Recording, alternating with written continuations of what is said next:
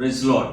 మన రక్షకుడును ప్రభువైన యేసుక్రీస్తు నామంలో మరొకసారి మీ అందరికీ వందనాలు తెలియజేస్తూ ఉన్నాను. ఇప్పటికే యేసుక్రీస్తు శిలువపై పలికిన 6 మాటలను మనము ధ్యానించడం జరిగింది. నేను వివరిస్తూ ఉండగా మీరు వాటిని వింటూ దేవుని మహిమపరుస్తూ అనేక విషయాలు తెలుసుకుంటున్నారని నేను విశ్వసిస్తూ ఉన్నాను. ఇక యేసుక్రీస్తు శిలువపై పలికిన 7వ మాటను ధ్యానం చేద్దాం. మీ దగ్గర ఉన్న బైబిల్ని నాతో కలిసి తీయండి. లూకా సువార్త 23వ అధ్యాయము 46వ వచనం. లూకా సువార్త 23వ అధ్యాయం 46వ వచనం. అప్పుడు యేసు గొప్ప శబ్దంతో కేకవేసి, తండ్రి, నీ చేతికి నా ఆత్మను అప్పగించుచున్నానని ఆయన ఇలాగూ చెప్పి ప్రాణము విడిచెను. ఆయన ప్రాణము విడిచే ముందు మాట్లాడిన చివరి మాట తన తండ్రితో అయి ఉన్నది. ఎందుకు ఆయన తన ప్రాణాన్ని తీసుకెళ్లి తండ్రికి అప్పగించాడు, ఎందుకు తన ప్రాణము దేవునికి ఇవ్వాల్సి వచ్చింది అని ఆలోచన చేస్తే, ఎందుకు తన తండ్రికి తన ప్రాణాన్ని అప్పగించి మరణించాడు అని ఆలోచన చేస్తే, లేదంటే తన తండ్రికి తన ఆత్మను అప్పగించి మరణించాడు, ప్రాణం విడిచాడు అని ఆలోచన చేస్తే ఆయన విధేయత మనకు కనపడుతుంది. ఎందుకంటే ఆయన విధేయత గల కుమారుడు. తండ్రి చేతికి తన ఆత్మను అప్పగించడానికి కారణం ఏంటంటే ఆయన విధేయత గల కుమారుడై ఉన్నాడు. మనం ఆయన చిన్నతనం నుంచి కూడా చూస్తూ ఉంటే, ఒకసారి చిన్న వయసులోనే యెరూషలేమునకు యేసేపు మరియలు యేసుని తీసుకుని వెళ్తే, వారు ఆయన ఉన్నాడనుకుని ఆ పండగను ముగించుకుని వచ్చేస్తూ ఉంటే కొంత దూరం వచ్చిన తర్వాత ఆయన కనిపించడు. వెంటనే వారు వెనకకి వెళ్తే దేవాలయంలో ఆయన వాక్యమును బోధించే వారితో మధ్యతో కూర్చున్నట్లుగా వారితో ఆయన మాట్లాడుతున్నట్లుగా చూసి, ఇదేంటి నీకు చింత లేదా, మేము నిన్ను వెతుక్కుంటున్నామంటే, నేను నా తండ్రి పని మీద ఉండవలసి ఉన్నది, అది మీరు గమనించుకోలేదా అని చెప్తూ ఉంటాడు. ఆయన సేవ పరిచర్య ప్రారంభమైన కాడి నుంచి కూడా ప్రతిసారి కూడా ఆయన మాట్లాడుతూ ఉంటాడు, నా తండ్రి, నా తండ్రి, నా తండ్రి అని. ప్రతిసారి ఒక గొప్ప సూచక్రియ జరిగించేటప్పుడు, గొప్ప సూచక్రియ జరిగిన తర్వాత కూడా అన్ని విషయాల్లో నా తండ్రి, నా తండ్రి అంటాడు. 5 రొట్టెలు 2 చిన్న చేపలను ఆశీర్వదించినప్పుడు ఆకాశం వైపు చేతులైతే తండ్రి, ఏదైనా కార్యం చేస్తున్నప్పుడు ఆకాశం వైపు చూసే తండ్రి, ప్రతిసారి కూడా తన తండ్రికి విధేయత గల కుమారుడిగా మనకి కనిపిస్తూ ఉంటాడు. ఆయన ఎంత విధేయత చూపించాడంటే, మనకి ఫిలిప్పీలకు రాసిన పత్రికలో ఉంటుంది 2వ అధ్యాయంలో 8వ వచనంలో ఆయన విధేయతను గురించి రాస్తూ ఉంటాడు. చాలా ఉన్నతమైన మాటను ఇక్కడ రాస్తూ ఉంటాడు. ఒకసారి చదువుకుందాం. 7-8 వచనం. మనుష్యుల పోలికగా పుట్టి దాసుని స్వరూపమును ధరించుకుని తను తానే రిక్తునిగా చేసుకునేను, మరియు ఆయన ఆకారమందు మనుష్యుడిగా కనపడి మరణము పొందినంతగా, అనగా శిలువ మరణము పొందినంతగా విధేయత చూపిన వాడే తను తాను తగ్గించుకున్నాను. తన తండ్రి లోక పాపమును మోసుకెళ్ళడానికి నువ్వు వెళ్ళాలి అని అన్నప్పుడు ఆయన విధేయత చూపించాడు. ఎంత విధేయత చూపించాడంటే శిలువ మరణము నొందినంతగా. ఆయన విధేయత పీక్స్లో ఎక్కడ కనపడతా ఉంది తండ్రికి అంటే, ఆయన ఒబీడియన్స్ ఎక్కడ కనపడుతుందంటే, లోక పాపమును మోసుకుని వెళ్ళడానికి నువ్వు గొర్రె పిల్లగా వెళ్ళాలి అంటే, నేను వెళ్తాను తండ్రి అని వచ్చేసాడు. చిన్న బాలుడిగా జన్మించాడు. ప్రతి కష్టాన్ని ఓర్చుకుంటూ వస్తూ ఉన్నాడు, శ్రమలను ఓర్చుకుంటూ ఉన్నాడు, అవమానాలు ఎదుర్కొంటూ ఉన్నాడు, నిందలను ఎదుర్కొంటూ ఉన్నాడు, దేవదూషణ చేస్తున్నాం అంటూ ఉన్నాడు. దెయ్యములు పట్టిన వాడంటే వింటూ అన్నిటిని ఓర్చుకుని శిలువ మ్రాను మోసుకుంటూ శిలువ మరణము పొందినంతగా విధేయత చూపించాడు. తనను తాను తగ్గించుకున్నాడు. తండ్రికి ఇంత విధేయత కలిగిన వాడు తన ప్రాణం విడిచే ముందు ఆత్మను తీసుకెళ్లి తండ్రికి అప్పగిస్తూ ఉన్నాడు. విధేయత కలిగిన కుమారుడిగా మనకు ఆయన ఇక్కడ కనపడతా ఉన్నాడు. తండ్రి చేతికి ఆత్మను అప్పగించడం ఎందుకు అంటే, ఆయన విధేయత కలిగిన వాడు కనుక తన ఆత్మను ఆయనకే అప్పగించాడు. ఈ రోజుల్లో అనేక సార్లు మనము విధేయులు కాకుండానే ఉంటూ ఉన్నాం. ఈ శిలువ శ్రమల ధ్యాన కాలంలో మనము విధేయత నేర్చుకోవలసిన వారమై ఉన్నాం. యేసు తనను తాను ప్రతిసారి కూడా తండ్రి కంటే తక్కువనిగా, తండ్రి మాట జవదాటని కుమారుడిగా, తండ్రి కొరకే పని చేయడానికి వచ్చినట్లుగా మనకు కనబడుతూనే ఉంటుంది. ప్రతిసారి ఆయన తనను తాను వ్యక్తపరుచుకుంటాడు, తండ్రి తండ్రి తండ్రి అని. ప్రార్థన చేయమన్నప్పుడు కూడా యేసు నామములో ఏదడిగినా జరుగుతుంది, కానీ ఆయన తండ్రి అనే మాటతోటే ప్రార్థన ప్రారంభించినట్లుగా చూస్తాం. పరలోకమందున్న మా తండ్రి అని ఆయన ప్రార్థన నేర్పించడం చూస్తాం. తండ్రి నీ చిత్తమైతే ఈ గిన్నె నుంచి తొలగించు అంటూ ఉన్నాడు. తండ్రి తండ్రి ఇదిగో వీరు ఏం చేస్తున్నారు, వీరిని క్షమించుము అంటూ ఉంటాడు. నా దేవా నన్ను ఎందుకు చేయి విడిచితివి అని అతనితో తండ్రితోటి ఎప్పుడు కూడా ఆయన మంచి సంబంధం కలిగి ఉండి విధేయత కలిగిన వాడిగా మనకు కనపడుతూ ఉంటాడు. ఇక్కడ చూడండి, ప్రతిసారి కూడా ఆయన విధేయత మనకు కనపడుతుంది. యోహాను సువార్తలో మనం చూస్తే 17వ అధ్యాయంలో కనుక మనం చూస్తే 4వ వచనంలో ఈ మాట ఉంటుంది చూడండి. యోహాను సువార్త 17వ అధ్యాయం 4వ వచనంలో, చేయుటకు నీవు నాకు ఇచ్చిన పని నేను సంపూర్ణముగా నెరవేర్చి భూమి మీద నిన్ను మహిమపరచితిని. ఇక్కడ చూడండి ఎంత చక్కని మాట మాట్లాడుతున్నాడు. నీవు నాకు ఇచ్చిన ప్రతి పనిని కూడా చక్కగా నిర్వర్తిస్తున్నాను అనే మాటను రాస్తూ ఉన్నాడు. తండ్రికి విధేయత కలిగిన కుమారుడిగా ఉన్నాడు. ఈ కుమారుడు విధేయతతోటే తన ఆత్మను దేవునికి అప్పగిస్తూ ఉన్నాడు. మరణించిన ప్రతి వాని ఆత్మ దేవుని యొద్దకు చేరుతుందని ప్రసంగి గ్రంథంలో మనం చూస్తూ ఉంటాం. ఆయన తన ఆత్మను తీసుకెళ్ళి దేవునికి అప్పగించడం మనం చూస్తూ ఉంటాం. రెండవది మనం చూస్తే ఆయన విధేయత గల కుమారుడు గనుక తండ్రి చేతికి తన ప్రాణమును తన ఆత్మను అప్పగించాడు.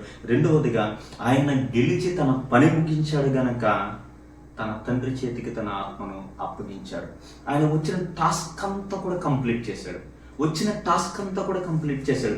అదే ఇప్పుడే చదువుకున్నాం మనం. ఆ వచనాన్ని మరలా నేను చదివి వినిపిస్తాను. యోహాను సువార్త 17వ అధ్యాయం 4వ వచనంలో, చేయుటకు నీవు నాకు ఇచ్చిన పని నేను సంపూర్ణముగా నెరవేర్చి భూమి మీద నేను మహిమపరుస్తాను. దేవుడు లోకముని ఎంతో ప్రేమించి పాపలను రక్షించడానికి నా కుమారుని పంపిస్తానన్నాడు. ఈయన ఏమీ మాట మార్చలేదు. ఈయన నేను వెళ్ళను అనలేదు. ఈయన మంచి కుమారుడిగా వచ్చాడు. వచ్చిన కాడి నుంచి కూడా ఆయన ఈ యొక్క పని ఏదైతే ఉందో అది నెరవేర్చకుండా సాతాను అడ్డుపడుతూనే ఉంది. ఆయన చిన్నతనంలోనే పసిగుడ్డిగా ఉండగానే హేరోదు చేత చంపించడానికి ప్రయత్నించింది.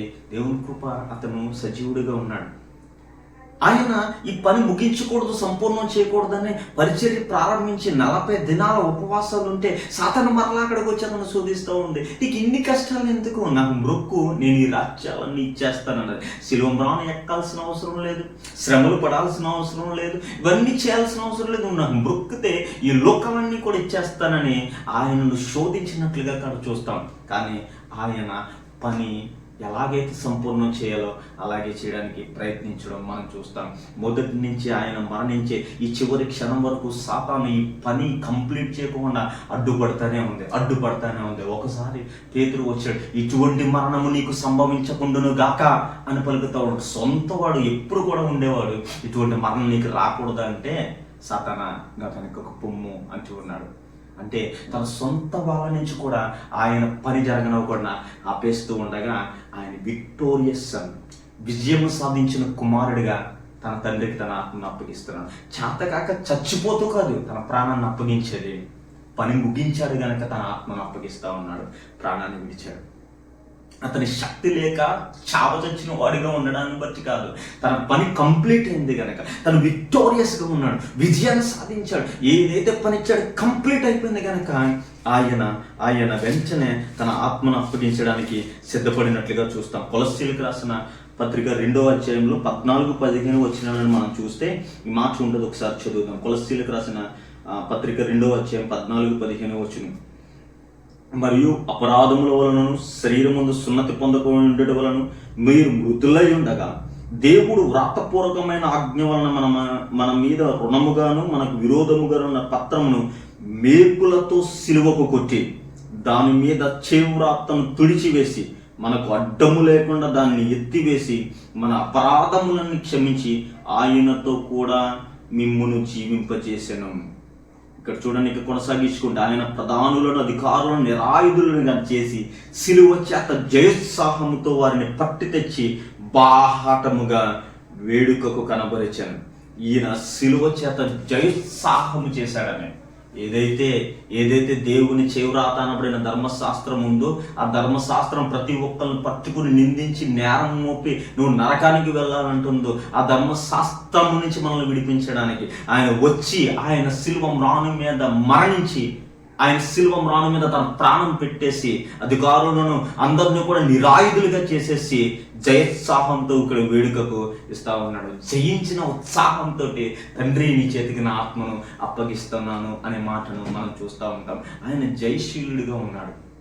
ఆయన కుమారుడు ఎవరంటే ఆయన జయించాడు. తన మీద పెట్టిన బాధ్యతను, తన మీద పెట్టిన పనిని ఆయన నిర్వర్తించి తండ్రి ఇదిగో సమాప్తం చేసేసాను, అన్ని కంప్లీట్ చేసేసాను, ఇదిగో నా ఆత్మను నీకు అప్పగిస్తున్నానని ఇక ప్రాణం విడిచాడు. తండ్రి పనిని తండ్రి అప్పగించిన పని అంతా కంప్లీట్ చేశాక ఇక్కడ ఆయనకు పని లేదు. వెంటనే ఆయన ఆత్మను తండ్రికి అప్పగించాడు. తండ్రి నీ చేతికి నా ఆత్మను అంతకు అప్పగిస్తున్నాను అనడానికి కారణం ఏంటంటే ఆయన విధేయత గల కుమారుడు. అంత మాత్రమే కాకుండా ఆయన గెలిచి తన పనిని ముగించాడు గనక పని గెలిచిన వాడు ఆయన ఆత్మను తన తండ్రికి అప్పగించాడు. మూడవదిగా ఆయన తన తండ్రితోనే ఉండాలి అనుకుంటున్నాడు గనక తన ఆత్మను తండ్రికి అప్పగించాడు. తను మాట్లాడిన ప్రతిసారి తండ్రి నేను ఏకముగా ఉన్నాము అంటూనే ఉంటాడు. మనం యోహాను సువార్తలో 17వ అధ్యాయంలోనే ఇందాక మనం చదువుకున్న మాటలు మనం చూస్తే 4వ వచనాన్ని మళ్ళీ చదువు. చెట్టుకు నువ్వు నాకు ఇచ్చిన పని నేను సంపూర్ణంగా నెరవేర్చి భూమి మీద నిన్ను మహిమపరచిన తండ్రి, లోకము పుట్టక మునుపు నీ యొద్ద నాకు ఏ మహిమ ఉండెనో ఆ మహిమతో నన్ను ఇప్పుడు నీ యొద్ద మహిమపరచుము. లోకము నుండి నీవు నాకు అనుగ్రహించిన మనుషులకు నీ నామమును ప్రత్యక్షపరిచితిని.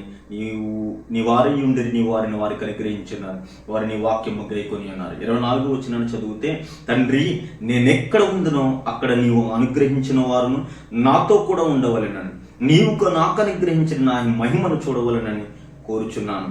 జగత్తు పునాది వేయపడక మునుపే నీవు నన్ను ప్రేమించితివి. ఇక్కడ అన్ని తండ్రితో మాట్లాడుతున్నాడు. వీళ్ళందరినీ కూడా నీతో ఉంచాలనుకుంటున్నాను, వీళ్ళందరినీ కూడా నేను ఎలాగైతే నీతో ఉన్నానో వీళ్ళని కూడా అలాగే ఉంచాలనుకుంటున్నాను అంటూ ఈ యొక్క మాటలు ఉంటాయి.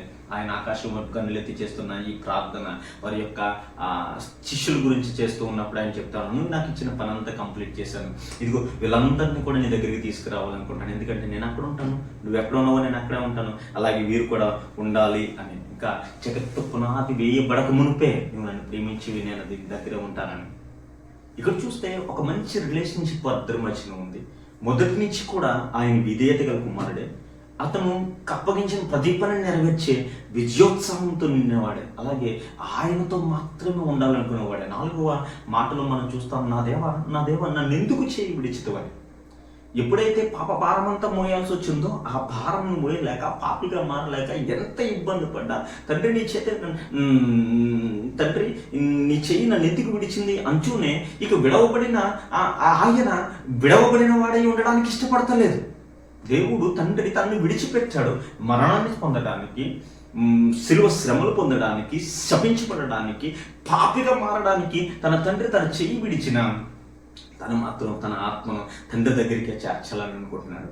తండ్రి విడిచిపెట్టిన తన తండ్రిని విడిచిపెట్టాలని అనుకోవట్లేదు. పనంతా కూడా ముగించేశాను ప్రభు, నువ్వు అనుకున్నదంతా సాధించేశాను, ఇదిగో నా ఆత్మను నీ దగ్గరికి తీసుకుని వస్తున్నాను, నా ఆత్మను నీకు అప్పగిస్తున్నాను అన్నాడు.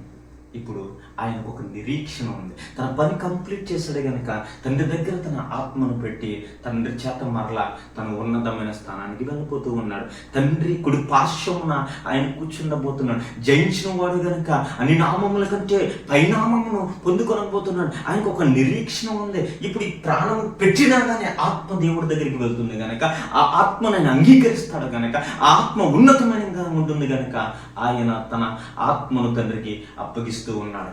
ఆయన తండ్రి ఈయన గురించి అనేక సార్లు సాక్ష్యం ఇస్తూ ఉన్నాడు. ఆ సాక్ష్యంలో ఒక మాట నేను మీకు జ్ఞాపకం చేస్తాను, ఇదిగో ఈయన నా ప్రియ కుమారుడు, ఈయన యందు నేను ఆనందిస్తూ ఉన్నాను. బాప్తిస్మము పొందిన వెంటనే ఆకాశం నుంచి ఒక స్వరం వినపడడం మనం చూస్తాం. ఇదిగో ఈయన నా ప్రియ కుమారుడు, ఈయన యందు నేను ఆనందిస్తూ ఉన్నాను. ఆయన యందు ఎందుకు ఆనందించేవాడంటే మొదటి కారణం మనం చూసాం, ఆయన విధేయత గల కుమారుడు గనక పుట్టినది మొదలుకొని చనిపోయే వరకు విధేయత చూపించాడు. శిలువ మరణము పొందినంతగా విధేయత చూపించాడే గనక తండ్రికి ఆయన అంటే ఇష్టం, ఆయన దగ్గర ఉండడం ఈయనకి ఇష్టం. రెండవదిగా ఆయనకి ఇవ్వబడిన పని సమస్తము కంప్లీట్ చేసేసి అన్నీ కూడా జయించి ఆ విజయాన్ని తండ్రికి బహుమానంగా ఇచ్చాడు కనుక తండ్రికి తన ఆత్మను అప్పగిస్తూ ఉన్నాడు. తండ్రి అంటాడు, ఈయన నా ప్రియ కుమారుడు, ఈయన యందు నేను ఆనందిస్తూ ఉన్నాను. అన్నిటికంటే ముఖ్యం ఏంటంటే తండ్రిని విడవాలని కానీ తండ్రిని విడిచిపెట్టాలని కానీ అసలు ఆశ లేదు. తండ్రి అతను విడిచిన అతని దగ్గరికే నేను వెళ్ళిపోవాలని ఆత్మను అప్పగించి ప్రాణం విడిచిన గొప్ప దేవుడు మన దేవుడు. యేసుక్రీస్తు ఈ మాటను బట్టి మనకు నేర్పిస్తున్నది ఏంటంటే మనమును విధేయత కలిగిన వారమై ఉండాలి. మన తండ్రి అయిన దేవునికి మనం విధేయత గల కుమారులుగా మనం ఉండాలి. ఆయన విధేయత చూపించే వాళ్ళు ఎంతవరకు తగ్గించుకున్నా అంతవరకు తగ్గించుకుని మన విధేయతను చూపించాలి. అది మాత్రమే కాదు, ఆయన మన మీద పెట్టిన ప్రతి భారము, ప్రతి బాధ్యతను మనం నిర్వర్తించాలి, మనం గెలవాలి. నువ్వు నాకు ఇచ్చిన పనంతా కూడా సంపూర్ణం చేశానని యేసుక్రీస్తు ఏ రీతిగా చెప్పాడు. మనము నా పనులన్నిటినీ కూడా సంపూర్ణము చేయాలి. అంత మాత్రమే కాకుండా ఒకరోజు ఆయన దగ్గరకు వెళ్ళాలి అనే ఆశ కలిగి ఉండాలి. మన ఆత్మను ఆయనతో ఉంచుకోవడానికి ఇష్టపడుతూ ఉండాలి. అలా ఇష్టపడుతూ ఉన్నప్పుడు మనకి నిరీక్షణ ఉండాలి. నేడో రేపో ఎప్పుడైనా ఆయన రాకడ వస్తే మనం ఆయనతో ఉంటాం. ఒకవేళ ఆయన రాకడ రాకపోతే మన ప్రాణమే పోయినా మన ఆత్మ ఆయన దగ్గరికి వెళ్తుంది. ఆయనతో ఉండాలి అనే ఆలోచన మనకు కలగాలి. ఇక్కడ ఆయన తండ్రితోనే ఉండాలనుకుంటున్నాడు కనుక నా ఆత్మను నీకు అప్పగిస్తూ ఉన్నాను అన్నాడు. ఈరోజు నీ ఆత్మను ఎవరికి అప్పగిస్తూ ఉన్నావు? ఈ ఆత్మను దేవునికి అప్పగిస్తూ ఉన్నావా? ప్రాణము ఈరోజు పోవచ్చు, రేపు పోవచ్చు, మరికొంతకాలం నువ్వు ప్రాణంతో ఉండవచ్చు. కానీ నా ఆత్మ చనిపోతే దేవుని యొద్దకు చేరుతుంది. దేవుని యొద్దకు చేరి ఆయన ధవలవర్ణ సింహాసనం మీదటి నిలిచినప్పుడు ఒకవేళ నువ్వు పాపముల చేత పట్టబడిన వాడవే, దోషముల చేత పట్టబడిన వాడైతే, రక్షణ లేనివాడు అంటే అక్కడి నుంచి నీ ఆత్మ యుగయుగాలు నశించిపోవడానికి, రెండో మరణానికి వెళ్ళిపోతూ ఉంటుంది. అయితే నీ యొక్క పాపములన్నీ యేసుక్రీస్తు రక్తంలో కడగబడితే, ఎవరైతే విధేయత కలిగి తన ప్రాణము పెట్టాడో, గెలిచి తన ప్రాణమును దేవునికి బహుమానంగా, ఆత్మను బహుమానంగా ఇచ్చేశాడు, అలా మనమందరం కూడా ఆయన రక్తంలో కడగబడితే కనుక ఆయన మనలందరినీ కూడా తండ్రికి బహుమానంగా స్వాస్యం ఇస్తాడు. ఆ తండ్రితోటి, కుమారుడితోటి, పరిశుద్ధాత్మతోటి యుగయుగాలు మన ఆత్మ ఆయన సన్నిధిలో ఉంటుంది. కనుక అటువంటి భాగ్యము మనందరము కలిగి ఉండాలని, యేసుక్రీస్తు నుంచి విధేయత నేర్చుకుని యేసుక్రీస్తు వల్ల కష్టపడి విజయాలు సాధించి తండ్రితో ఉండడానికి ఆశ కలిగి ఉండాలని మనస్ఫూర్తిగా కోరుకుంటూ నేను ఆ మాటలు ముగిస్తున్నాను. దేవుడు మిమ్మల్ని దీవించింది.